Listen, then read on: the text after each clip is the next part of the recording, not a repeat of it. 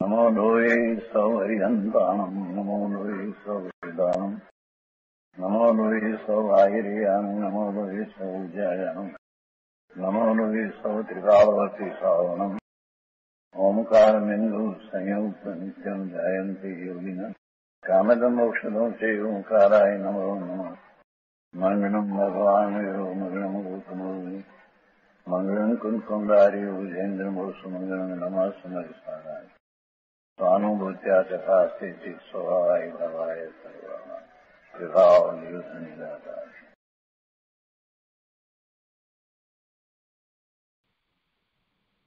प्रवचन सार भगवान कुंकुंदाचार्य रचित प्रवचन सार तथा भगवान अमृतचंद्राचार्य रचित प्रवचन सार ની ટીકા તત્વ પ્રદીપિકા એનો સ્વાધ્યાય આપણે કરી રહ્યા છીએ। એમાં જ્ઞાન તત્વ પ્રજ્ઞાપનની ગાથા 77નો સ્વાધ્યાય પૂરો થવા આવ્યો છે।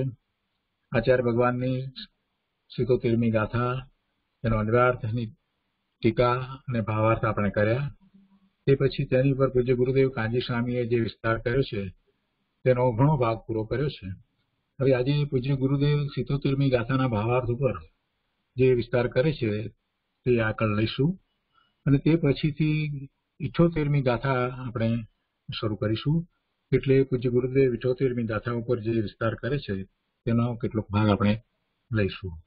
તો પહેલા આપણે 78મી ગાથા વાંચનમાં લઈએ છીએ। 78મી ગાથાના ઉपोद्घातમાં કહે છે કે હવે એ રીતે શુભ અને અશુભ ઉપયોગનું અવિશેષપણું અવધારીને શુભ અને અશુભ ઉપયોગમાં કોઈ ફેર નથી, વિશેષતા નથી, જુદાપણું નથી, એટલે એવું અવિશેષપણું અવધારીને એટલે માનીને સ્વીકારીને સમસ્ત રાગ દ્વેષના દ્વૈતને દૂર કરતા થતા અશેષ દુઃખનો ક્ષય કરવાનો મનમાં દ્રઢ નિશ્ચય કરી શુદ્ધ ઉપયોગમાં વસે છે। અશેષ દુઃખ, બાકી રહેલું દુઃખ એનો ક્ષય કરવાનો મનમાં દ્રઢ નિશ્ચય કરી અને શુદ્ધ ઉપયોગમાં વસે છે એટલે શુદ્ધ ઉપયોગને અંગીકાર કરે છે। શુભ અને અશુભ ઉપયોગમાં કોઈ ફેર નથી એવો પાકો નિર્ણય નિર્ધાર કરી અને હવે રાગ દ્વેષના દ્વૈતને દૂર કરતો થકો અશેષ બાકી રહેલા સર્વ દુઃખોનો ક્ષય કરવાનો નિર્ણય કરી નિશ્ચય કરી અને શુદ્ધ ઉપયોગમાં વસે છે, શુદ્ધ ઉપયોગને અંગીકાર કરે છે। ગુજરાતી સંસ્કૃતમાં ગાથા આ પ્રમાણે છે। एवं विदितार्थो यो द्रव्येषु न रागम् इति द्वेषं वा उपयोग विशुद्धः स क्षपयति देहोद्भवं दुःखम्। गुजरातीમાં ગાથા આ રીતે છે। વિદિતાર્થ એ રીત રાગ દ્વેષ લહે ન જે દ્રવ્યો વિશે શુદ્ધ ઉપયોગી જીવ તે ક્ષય દેહગત દુઃખો ન કરે। ગાથાના અર્થમાં કહે છે કે એવમ વિદિતાર્થ એ રીતે વસ્તુ સ્વરૂપને જાણીને ય દ્રવ્યેષુ રાગમ દ્વેષમ વા ન એતિ જે દ્રવ્યો પ્રત્યે રાગ કે દ્વેષને પામતો નથી સ ઉપયોગ વિશુદ્ધ દેહોદ્ભવમ દુઃખમ ક્ષપયતિ તે ઉપયોગ વિશુદ્ધ વર્તતો થકો દેહ ઉત્પન્ન દુઃખનો ક્ષય કરે છે। શું કહે છે કે એ રીતે એટલે અગાઉની ગાથામાં જે વાત આવી તે પ્રમાણે એ રીતે વસ્તુ સ્વરૂપને જાણીને જે દ્રવ્યો પ્રત્યે રાગ કે દ્વેષને પામતો નથી એટલે બધા પ્રત્યે એને સંભાવ પ્રવર્તે છે। કઈ રાગ કે દ્વેષનું કારણ દ્રવ્યોને વિશે છે જ નહીં। ઉપયોગ શુભ હોય કે અશુભ હોય એ બંને એને પોતાના સ્વરૂપની પ્રાપ્તિનું કારણ છે જ નહીં। બંને સમાન જ છે, બંને બંધના જ કારણ છે। આ બધી વાતને જ્યારે એ સમજ્યો છે ત્યારે હવે રાગ કે દ્વેષને પામતો નથી। તે ઉપયોગ વિશુદ્ધ વર્તતો થકો, એટલે શુદ્ધ ઉપયોગે વર્તતો થકો દેહ ઉત્પન્ન દુઃખનો ક્ષય કરે છે. દેહના નિમિત્તભૂત જે દુઃખો છે એનો ક્ષય કરે છે. ટીકામાં અમૃતચંદ્રાચાર્ય ભગવાન કહે છે કે જે જીવ શુભ અને અશુભ ભાવોના અવિશેષ દર્શનથી, એટલે કે સમાનપણાની શ્રદ્ધાથી, દર્શન એટલે શ્રદ્ધા, અવિશેષ એટલે સમાનપણું, કોઈ વિશેષતા નથી એમ સમાનપણું, જે જીવ શુભ અને અશુભ ભાવોના અવિશેષ દર્શનથી, એટલે કે શુભ અને અશુભ ભાવનું સમાનપણું શ્રદ્ધીને વસ્તુ સ્વરૂપને સમ્યક પ્રકારે જાણીને સ્વ અને પર એવા બે વિભાગમાં રહેલા જે સમસ્ત પર્યાયો સહિત સમગ્ર દ્રવ્યો તેમના પ્રત્યે રાગ અને દ્વેષને નિરવશેષપણે છોડે છે. જો દ્રવ્યો, સમગ્ર દ્રવ્યો અને એ પણ સમસ્ત પર્યાયો સહિત બધા દ્રવ્યો પ્રત્યે હવે રાગ અને દ્વેષને છોડે છે, એના પ્રત્યે હવે રાગ કે દ્વેષ કરતો નથી, અને તે પણ નિરવશેષપણે છોડે છે, કાંઈ અવશેષ પણ બાકી ન રહી જાય તેવી રીતે રાગ દ્વેષને છોડે છે. કેવી રીતે છોડે છે? તો કહે છે કે સ્વ અને પર એવા બે વિભાગમાં જે માન્યતા કરતો હતો, એવા જે સ્વ અને પર એવા બે વિભાગમાં જે દ્રવ્યો, એટલે કે પોતાનું દ્રવ્ય તે સ્વ અને એ સિવાય બીજા બધા સમગ્ર દ્રવ્યો એના પ્રત્યે અને એની પર્યાયો, એના પરિણમન પ્રત્યે જે રાગ દ્વેષના ભાવ હતા એને એનો અંશ પણ ન રહી જાય, અવશેષ પણ ન રહી જાય એ રીતે છોડે છે. કોણ છોડે છે? તો કે જે જીવ શુભ અને અશુભ ભાવમાં સમાનપણાની શ્રદ્ધા ધરાવે છે તે વસ્તુ સ્વરૂપને સમ્યક પ્રકારે જાણીને સ્વ અને પર એવા બે વિભાગમાં રહેલા જે સમસ્ત પર્યાયો સહિત સમગ્ર દ્રવ્યો તેમના પ્રત્યે રાગ અને દ્વેષને નિરવશેષપણે છોડે છે તે જીવ એકાંતે ઉપયોગ વિશુદ્ધ, એટલે સર્વથા શુદ્ધ ઉપયોગી હોવાને લીધે જેણે પરદ્રવ્યનું આલંબન છોડ્યું છે એવો વર્તતો થકો. એક ઉદાહરણ આપીને સમજાવે છે કે એવો વર્તતો થકો એ શારીરિક દુઃખનો ક્ષય કરે છે. કેવી રીતે શારીરિક દુઃખનો ક્ષય કરે છે? એમાં એક ઉદાહરણ આપ્યું છે કે લોખંડના ગોળામાંથી લોખંડના સારને નહીં અનુસરતા અગ્નિની માફક, સાર એટલે સત્વ, ઘનતા, લોખંડની ઘનતાને અગ્નિ અનુભવતી નથી.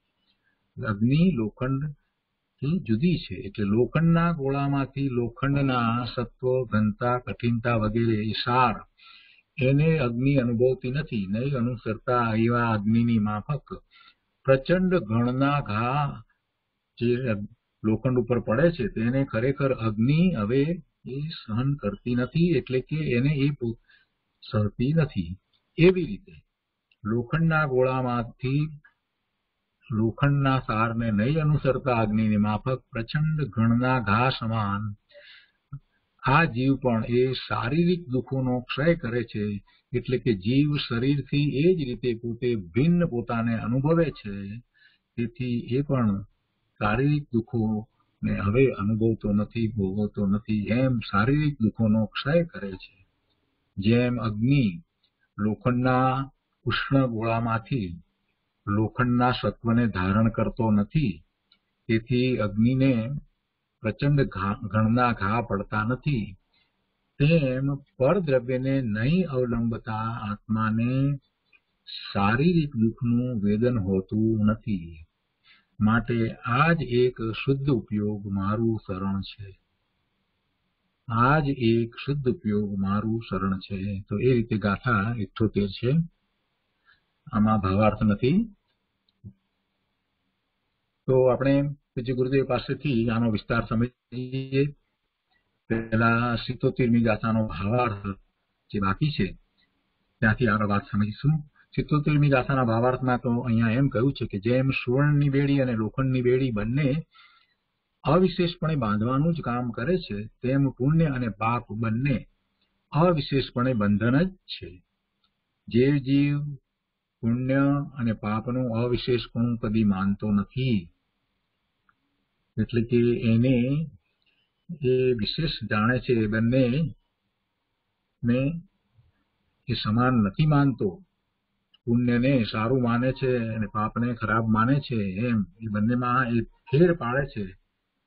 તો તેને હંમેશા પુણ્યની જ રુચિ રહે, અને પુણ્યની રુચિ રહે એટલે એને બંધ પડે અને ભવના ભ્રમણ અટકે જ નહીં. એટલે કહે છે કે જે જીવ પુણ્ય અને પાપનું અવિશેષપણું કદી માનતો નથી, તેને આ ભયંકર સંસારમાં રજળવાનો કદી અંત આવતો નથી. તો પૂજ્ય ગુરુદેવ પાસેથી એનો વિસ્તાર આપણે સમજીએ. પ્રવચન સુધા ભાગ 3, એના પાના નંબર 302. અહીંયા પ્રવચન સાર 77 ગાથાનો ભાવાર્થ ત્યાંથી ગુરુદેવ આગળ સમજાવે છે.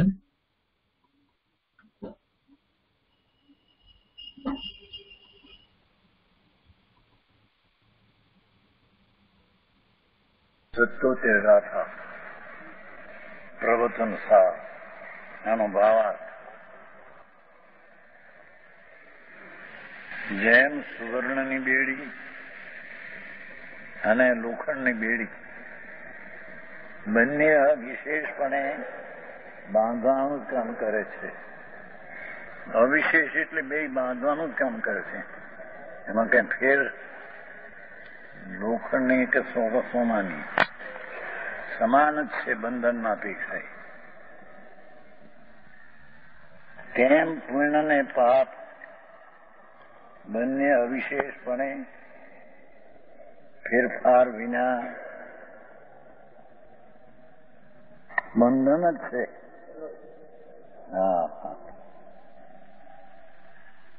જે પુણ્ય ને પાપનું અવિશેષપણું કદી માનતો નથી, પુણ્ય ને પાપમાં ફેર માને, પુણ્ય ઠીક છે અને પાપી અઠીક, એમ જ્યાં સુધી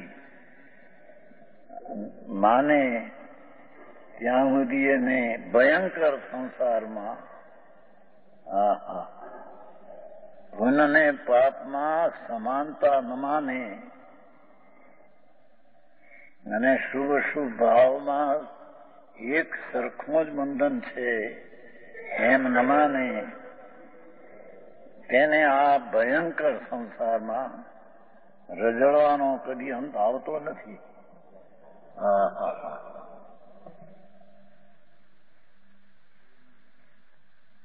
સત્યોતેર ગાથા. હવે 78. હવે એ રીતે શુભ ને અશુભ ઉપયોગનું એક પણ અવધારીને અવિશેષ સમાન બે એક જ સરખા છે. સમસ્ત રાગ દ્વેષના દ્વૈતને દૂર કરતા થતા શેષ દુઃખનો ક્ષય કરવાનો મનમાં દ્રઢ નિશ્ચય કરી શુદ્ધ ઉપયોગમાં વધે છે.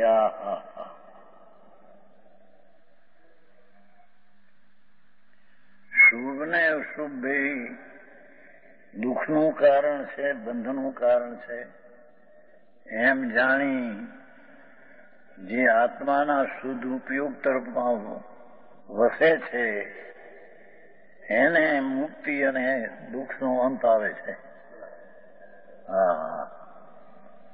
એ ગાથા. એવમ વિદિતથો જો દવેશુ ન રાગ એદી દોષંવા. પાઠમાં દ્વેષુ છે દ્રવ્ય, પછી અર્થકારે સ્વદ્રવ્ય ને પરદ્રવ્ય બે લીધા છે. અમૃતચંદ્રાચાર્ય, જયસન આચાર્ય એક લીધો છે પરદ્રવ્ય. એવમ વિદિતથો જો દવેશુ ન રાગ એદી દોષંવા ઉગો વિશુદ્ધોષો ખવે દેહી ઉગમ દુઃખમ. ટીકા કળશ હરિગીત.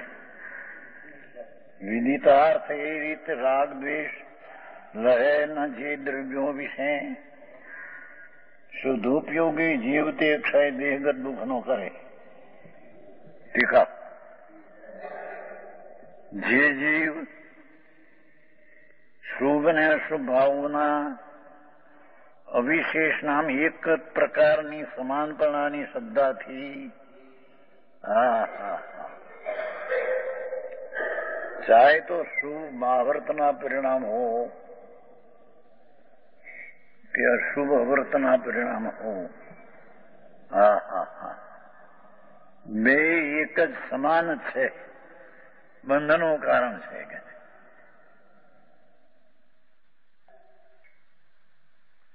સમાનપણાની શ્રદ્ધાથી વસ્તુ સ્વરૂપને સમ્યક પ્રકારે જાણી શુભ ને અશુભની એક જ જાત છે એમ જાણી વસ્તુ સ્વરૂપને સમ્યક પ્રકારે જાણી સ્વ અને પર એવા બે વિભાગમાં રહેલા બે ભેગા લે છે. સ્વદ્રવ્ય લે છે, પરદ્રવ્ય લે છે. સ્વ અને પર એવા બે વિભાગમાં રહેલા સમસ્ત પર્યાયો સહિત સમગ્ર દ્રવ્યો સ્વદ્રવ્ય ને પરદ્રવ્ય બધા તેમના પ્રત્યે રાગ અને દ્વેષને નિર્વિશેષપણે છોડે છે.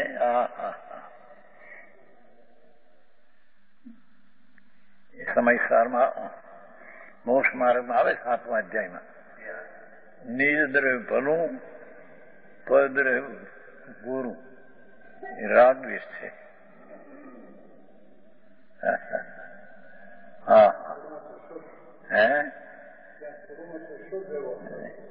નિજ દ્રવ્ય છે એ ભલું એ રાગ છે, પરદ્રવ્ય બુરું દ્વેષ છે.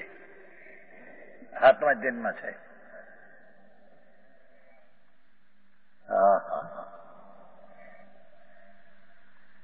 અહીં તો સ્વદ્રવ્ય અને પરદ્રવ્ય બેની પર્યાય સહિત જે દ્રવ્ય છે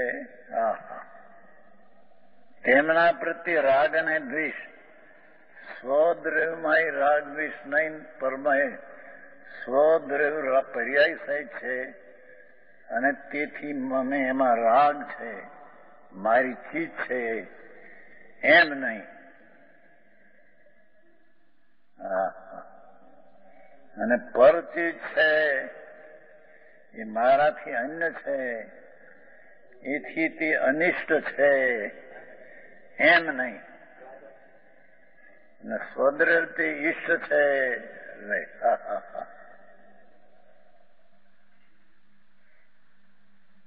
આમ તો પ્રવતનસારમાં લીધું છે પર્યાયમાં ઈષ્ટ અનિષ્ટતા ભાવમાં પર્યાયમાં ઈષ્ટ અનિષ્ટતા. પર્યાય વિકાર છે તે ઈષ્ટ છે એમ છોડી દે. પર્યાય અનિષ્ટ છે એ છોડી દે. પર્યાયમાં વિકાર અનિષ્ટ છે એ છોડી દે. ઈષ્ટ છે એ સ્વરૂપ છે ધ્યાન આવ્યું છે. ઈષ્ટ છે સ્વસ્વરૂપ શુદ્ધ જ્ઞાન ઘન એ ઈષ્ટ છે. પર્યાયમાં તે ઈષ્ટ છે અને અશુદ્ધ છે તે અશુદ્ધ અનિષ્ટ છે. જેણે અનિષ્ટનો નાશ કર્યો છે ને ઈષ્ટની પ્રાપ્તિ કરી છે તે મોહ કેમ છે એમાં? કઈ અપેક્ષા છે? ત્યાં ઈષ્ટ સ્વદ્રવ્ય અને એના ગુણોની પ્રાપ્તિ એ ઈષ્ટ છે અને વિકાર માત્ર અનિષ્ટ છે. તેથી પરમાત્માએ અનિષ્ટનો નાશ કરી ને ઈષ્ટની પ્રાપ્તિ કરી. એ જુદી ચીજ થઈ છે. અને નિજ દ્રવ્યને ભલું જાણવું અને પરદ્રવ્યને બુરું જાણવું એ રાગદ્વેષ થયો.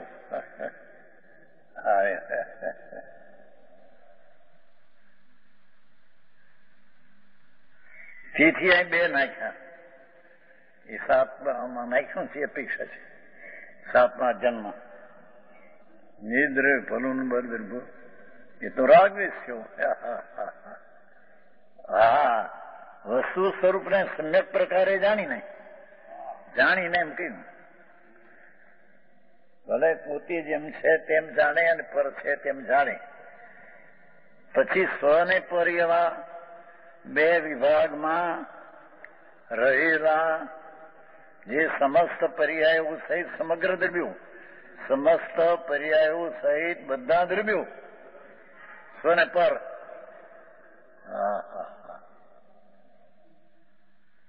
તેમના પ્રત્યે રાગ ને દ્વેષને વિશેષ નિરવિશેષ પણે છોડે છે. કાંઈ પણ બાકી રાખ્યા વિના છોડે છે.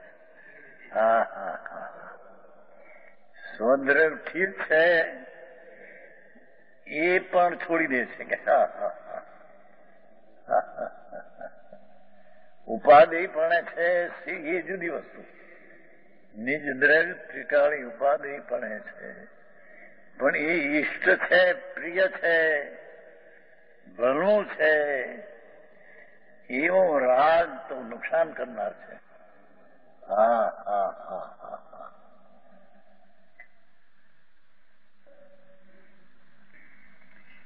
એવા બે વિભાગમાં રહેલા સમસ્ત પર્યાયો સહિત સમગ્ર દ્રવ્યો એમાં પોતે પણ આવી ગયું.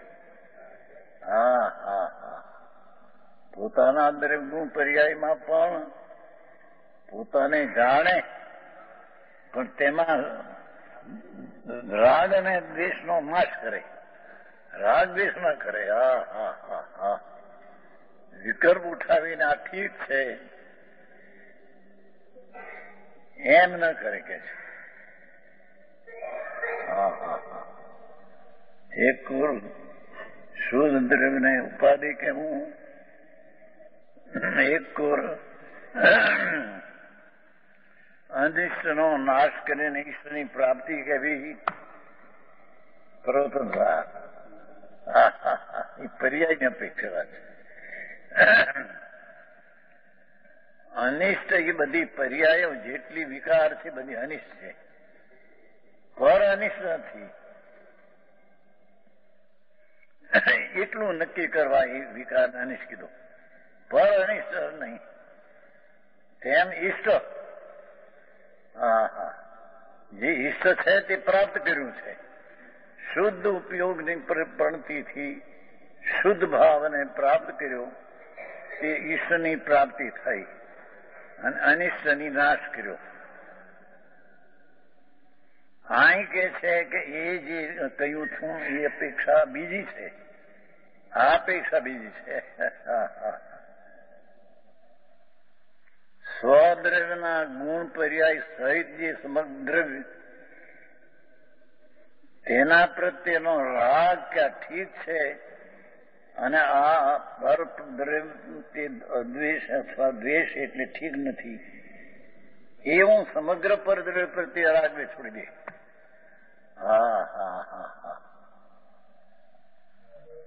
ચારિત્ર્યની વ્યાખ્યા દે છે ને વિશેષ. ચારિત્ર્યને આગળ લઈ જાય છે.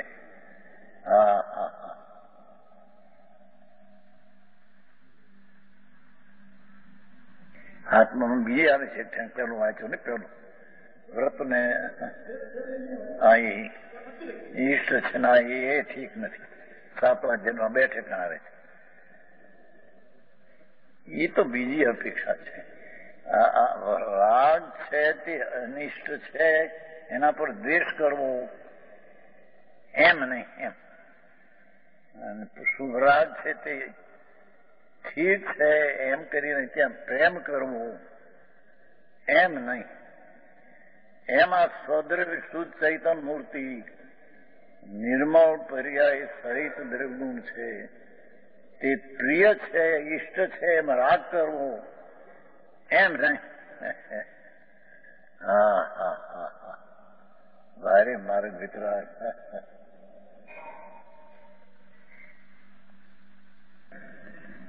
ખાતબાજનમાં છે મને કાઢ્યું 10-18 પાને છે.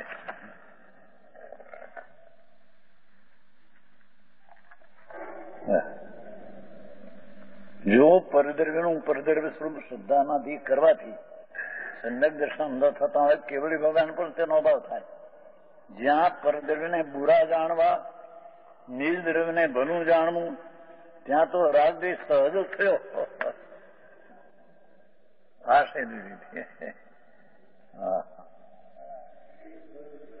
જાણવું જેમ છે તેમ એ જુદી વસ્તુ છે, અને જાણ્યા ઉપરાંતમાં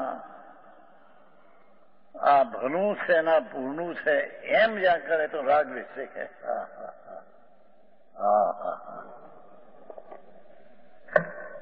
મોક્ષમાં પ્રકાશ આશ્રય આવી ગયા સ્વપર.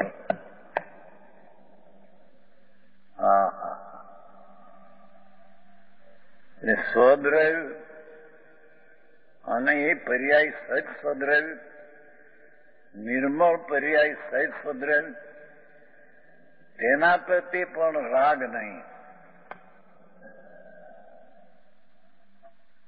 અને સર્વજ્ઞ ત્રિલોકનાથ પરમાત્મા કે પંચ પરમેષ્ઠી એના પ્રત્યે પણ રાગ નહીં.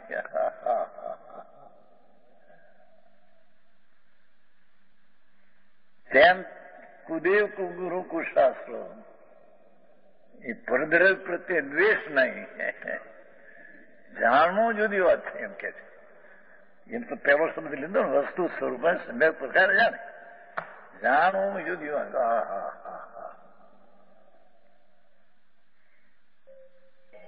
આવી સૂક્ષ્મ વાતો ક્યાં થોડો ફેર પડે છે એની અંદર અંતર ન સમજે ગોટો વાળે પછી.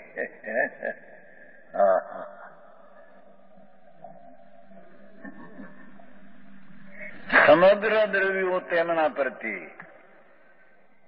અરિહંત નો દ્રવ્ય પંચ પરમેશ્વર તો પરદ્રવ્ય છે, આ દ્રવ્ય સ્વદ્રવ્ય છે. બે એવી દ્રવ્યો પર્યાય સહિત દ્રવ્યો તેના પ્રત્યે રાગ દ્વેષ નિર્વિશેષપણે છોડે. કઈ અંશે પણ રાગ, આ મને મારું આ દ્રવ્ય ઠીક છે એવું અંશે પણ રાગ છોડી દઈ નહીં. અને પરદ્રવ્ય પંચ પરમેષ્ઠી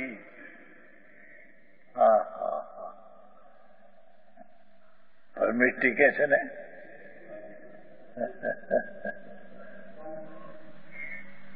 પંચ પરમેષ્ઠી કે છે ને પરમ ઇષ્ટ છે. એ તો રાગની અપેક્ષા એ કહ્યું છે ઇષ્ટ. શુભ રાગ આવે એટલે ઈષ્ટ કહ્યું, પણ છતાંય વસ્તુ સ્વરૂપ નહીં. પંચ પરમેષ્ઠી તે ઈષ્ટ તરીકે નહીં. ભગવાન હીરાલાલજી આવું છે. અને નિજ દ્રવ્ય પરિપૂર્ણ પરમાત્મા અને નિર્મળ વિતરાગી પર્યાય સહિત એમ જણાનું. તો જાણે પણ એ ભલું છે આ એવો ભેદ ન પાડે.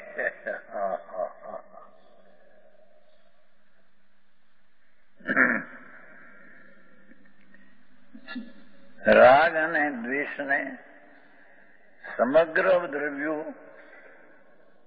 પર્યાય સહિત દ્રવ્યો એમ એટલા દ્રવ્ય નહીં પછી.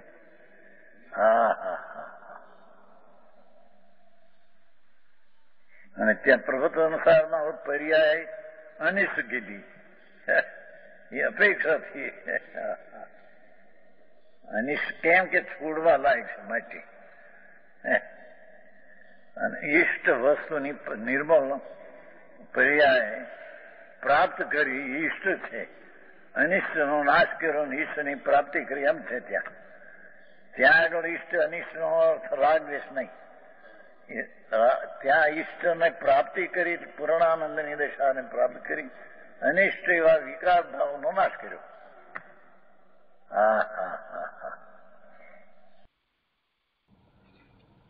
આજનો સ્વાધ્યાય અહીંયા સુધી રાખીએ છીએ.